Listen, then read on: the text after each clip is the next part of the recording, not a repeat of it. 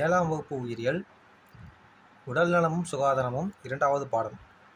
ரவி நல்ல மனநிலையும் திடகாத்திரமான உடல்நிலையும் பெற்றிருக்கிறான் என்பது எதை குறிக்கிறது? உடல்நலம்.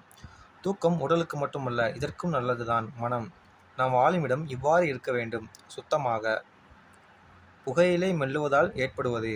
பற்குழிகள். முதலுதவி என்பதன் நோக்கம் வலி நிவாரணம். ஒரு குறிப்பிட்ட பகுதியில் ஒன்றாக வாழும் மக்களை டேஸ் என அழைக்கிறோம். சமூகம். நான் பச்சை நிறத்தில் குப்பைகளோடு இருக்கக்கூடிய பெட்டி. நான் யார்? மற்கும் குப்பை தொட்டி. கண் உலகினை காண பயன்படும் டேஸ் கருதப்படுகின்றன. சாளரங்களாக. மயிர்கால்கள் முடியை மென்மையாக வைத்திருக்க டேஸ் உற்பத்தி செய்கிறது. எண்ணெயை. காசநோய் என்பது டேஸ் பாக்டீரியாவால் ஏற்படுகிறது. மைக்கோபாக்டீரியம் டியூபர்குலே. இதான் நம்ம டிபி அப்படின்னு ஷார்ட் ஃபார்மில் சொல்கிறோம்.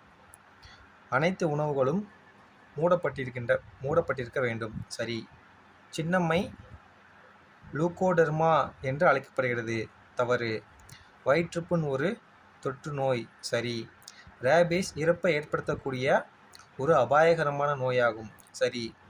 முதல்நிலை தீக்காயத்தில் முழு தோல் பகுதியும் சேதமடைகிறது. தவறு.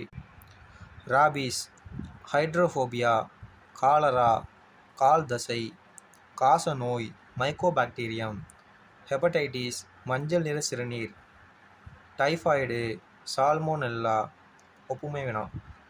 முதல்நிலை தீக்காயம் மேற்புறத்தோல். 2ஆம் நிலை தீக்காயம் டெர்மிஸ், அதாவது உட்புறத்தோல்.